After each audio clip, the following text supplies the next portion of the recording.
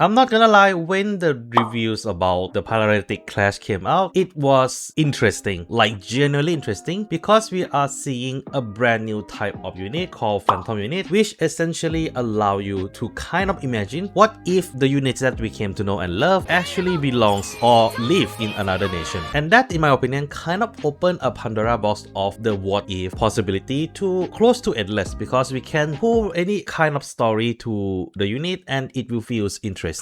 Stop it. Get some help. So today I'm gonna be naming 6 decks where each of them will be transformed from one nation to the other, and I'm keeping it to the decks that was released or shown in the anime or any related media that is directly tied to the show. I'll explain why later, but that is roughly the rules today. What are those units? Let's find out now. Starting off with Dragon Empire, and I'm not gonna lie, Dragon Empire is a little troublesome to kind of work around with because they are Dragon Nation. Not a lot of anime decks actually use a unit that kind of resembles a dragon in some way, unless they are a dragon, of course. But one particular theme came to my mind, something that they have used before, but not in this context of one nation converted to the other, dragonization. And who better fit the description of dragonization than Useberg? Let me explain. So we have seen a few examples of dragonization from a human to a dragon before, with things like Mordred to Dark Ruler or Percival to Providence, Cord, and Glare. But the reason why I picked you specifically is because, for one, everybody in their mother chose to go with Darkstead for Useberg, which makes sense because, you know, evil looking guy became even more evil looking guy. But I thought it would be interesting, what if the side effect of the Useberg armor is actually turning him into a dragon? If you are an anime fan, you might recognize this theme I'm going around with here. And yes, I'm going Akameka Q route with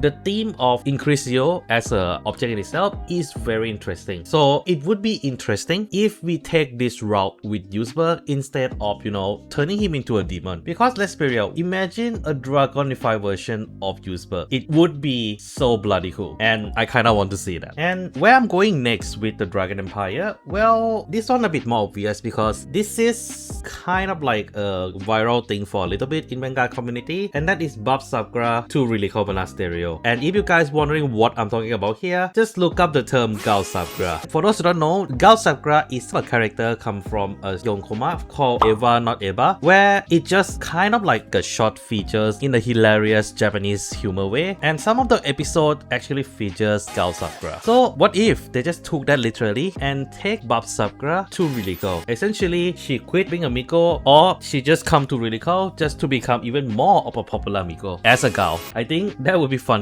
and trust me, some of the deck I'm talking about here today are somewhat jokey, but in a good way. And that also perfectly encapsulates the next unit I'm talking about, a unit from Lyrical turned into a dark state, Kyoga.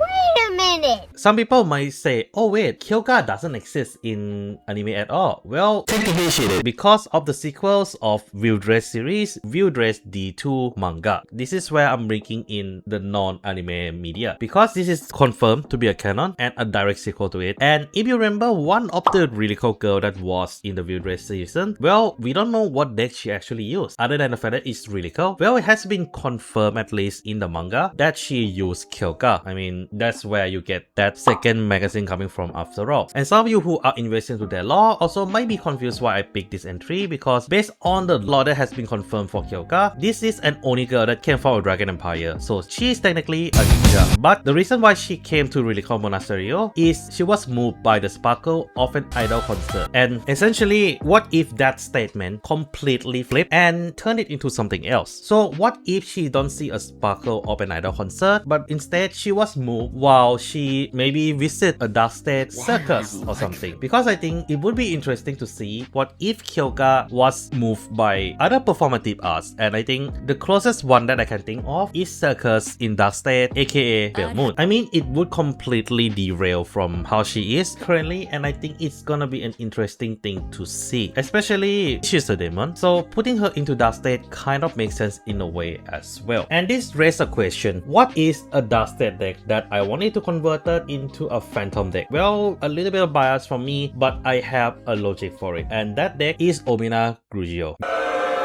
Yes, my favorite cat. And I think some of you might wonder, what do you mean by cat? That's a dragon. Well, to put it simply, Omina has a backstory of being a cat. I mean, that Grey Zero, that's technically Omina Grigio. And he also lived with a few group of beasts, and while living just on their own, they were attacked, they were affected by the war, and eventually Omina Kitty became the only one left and evolved into Omina Grigio to kind of take revenge on those who are responsible for the war itself. But this is where it gets interesting. What if Omina Grigio and his pal are treated more of like a Dark Knight unit akin to undercover archetype in Stoicheia? So essentially they are the shadow that protects the nation. Then Omina has zero reason to actually turn into the large cat, but instead evolve into a completely different form which has a closer look to his original race, which is a cat. That is where I can kind of see, and this would be where the art would be very interesting for Omina as well. It's a similar theme to use where the metamorphosis, a dragon looking alike cat turned into an actual cat with a bit more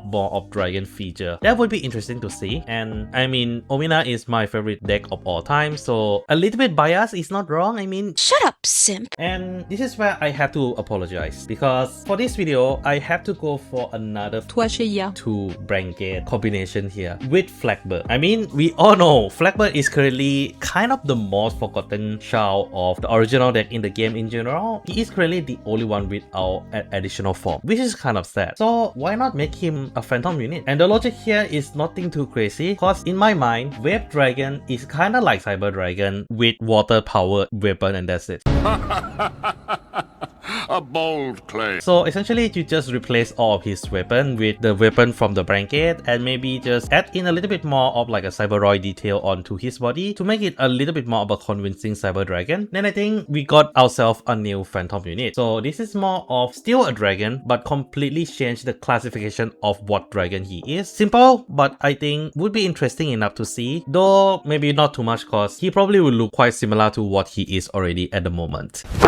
Emotional, damn it! And last but not least, Brandt Gate, what deck should be converted to Keter? Well, I'm going with the wildest pick, and like I said just now, the jokey pick, Gravidia.